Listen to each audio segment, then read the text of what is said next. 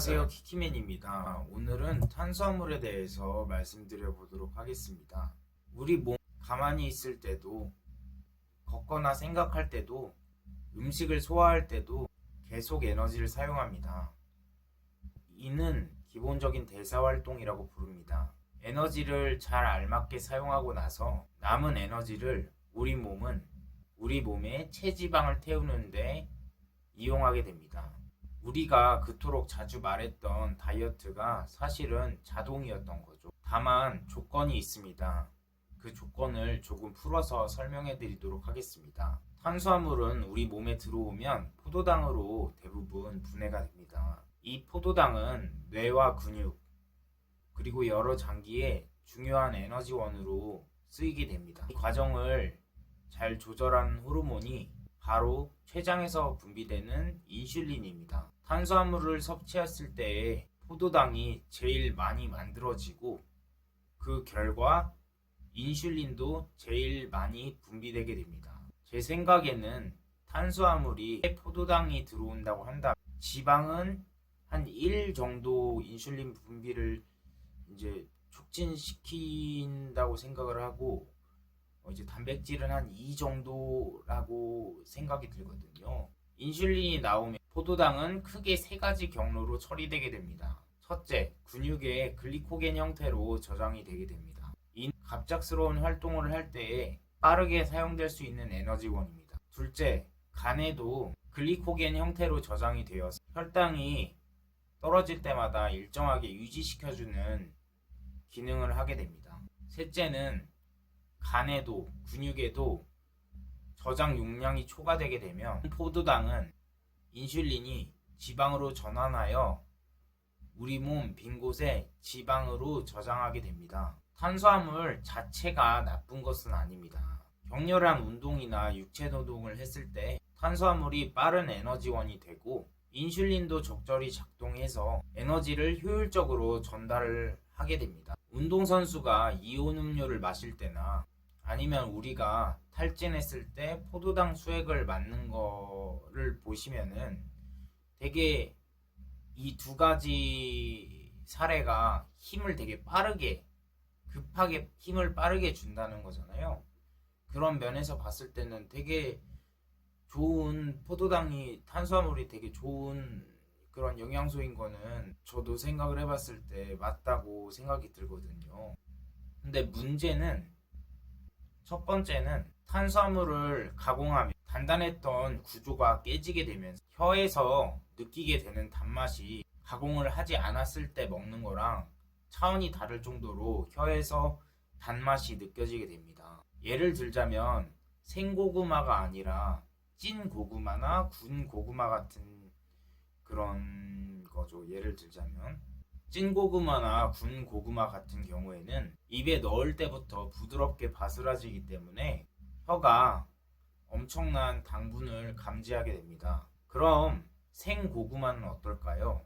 조리 과정을 거치지 않은 생 고구마는 입에 넣으면 좀 오래 씹어야지 넘길 수 있고 원래 있는 분자 구조나 딱딱한 게 부드럽게 깨지지가 않아서 그 안에 있는 포도당이 당분이 좀 혀 안에 있을 때는 입 안에 있을 때는 좀 덜 나오게 됩니다. 아마 생고구마는 이렇게 천천히 오래 씹다가 이제 소화될 때쯤 이제 포도당으로 분해가 되면서 이제 당분이 느껴지겠죠. 그러면 이 둘의 차이점은 구조가 덜 파괴된 탄수화물은 뭐 혈당을 천천히 올린다도 맞는 말일 테고, 근데 제가 보는 차이점은 혀가 느끼는 당분의 차이입니다. 혀에 다량의 당분이 닿으면 그 즉시 급격하게 이제 기분이 좋아지고 웃음도 나고 눈도 되게 커지게 됩니다. 주체할 수 없는 도파민이 터지게 되는 거예요. 단 것을 먹을 때는 기분이 엄청나게 좋았다가 단 것이 더 이상 공급되지 않으면 뇌는 기분을 배로 나쁘게 만들어 버립니다. 우리가 단 것을 먹으면 결국 중독된다는 거죠. 위에 말씀드렸다시피 조리를 어떻게 하느냐에 따라서 탄수화물은 더 달고 맛있어질 수 있기 때문에 또 중독되는 특성이 있습니다. 이로 인해서 과식하게 되면 인슐린이 반복적으로 그리고 오래 분비되게 됩니다. 그 남은 포도당은 지방으로 계속 쌓이게 됩니다. 저는 이게 체중 주요 원인이라고 보는데요. 그리고 제가 피부가 좋아진 이유에 대해서 말씀을 드린다고 했는데 짧고 쉽게 말씀드리도록 하겠습니다. 탄수화물은 말씀드렸다시피 당입니다. 재빨리 사용하지 않으면 인슐린이 남은 포도당을 지방으로 전환하게 됩니다. 계속 탄수화물에 중독이 되어서 계속 먹기만 한다면 지방이 꽉 차서 지방이 늘면 미세염증이 늘어나게 되고 미세염증들이 지방이랑 오래 같이 있으면 그 지방은 부피만큼 거대한 염증 공장이 되는 겁니다. 제가 지방이라고만 말씀을 드렸는데요. 사실 피부나 두피 쪽에 있는 피부도 같은 피부잖아요. 근데 배에 있는 것도 배에 있는 피부예요. 그러니까 저희 피부에 붙어 있는 이 살들이 사실은 얼굴살, 뱃살, 뭐 머리살 다 살이라는 겁니다. 그러니까 지방이라는 거죠. 피부도 어찌됐든 간에. 근데 이제 탄수화물을 절제를 안 하고 계속 먹게 되면 이 지방의 부피가 커지면은 그게 어느 순간 염증이 발생이 돼가지고 부피가 큰 염증 공장으로 이제 발전이 되게 되는 거예요.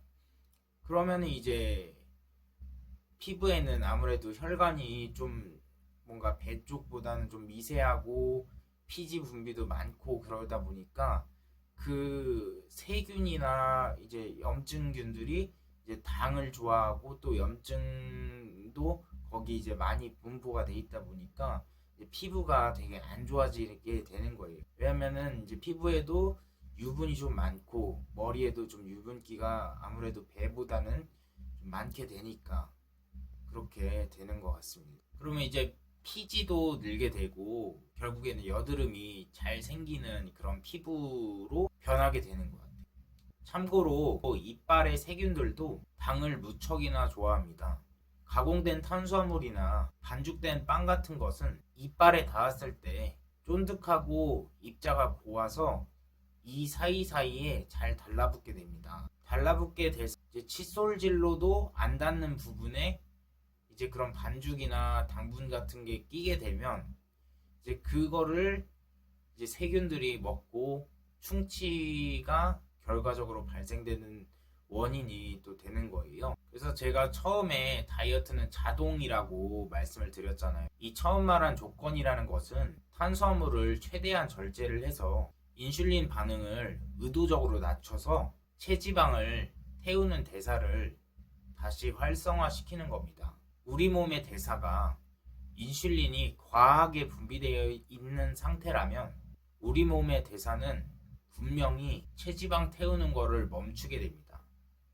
인슐린이 나올 때 보시면 계속 어디다 저장을 하고 마지막에는 지방으로 저장을 하잖아요. 근데 이 우리 몸의 대사 중에 이제 체지방 태우는 대사를 보면 태운다잖아요. 이거는 저장이랑 태운다는 완전히 반대말이 이게 이제 인슐린이 너무 많이 나오게 하는 그 포도당이 많이 나오는 탄수화물을 줄여서 인슐린을 절제 이제 우리 몸 대사에서 체지방을 잘 태울 수 있는 대사를 활성화시키자는 말입니다. 다음 시간에는 뭘 할지 모르겠지만은 아마 뭘 먹어야 되는가에 대해서 말씀을 드릴 것 같아요. 감사합니다. 안녕히 계세요.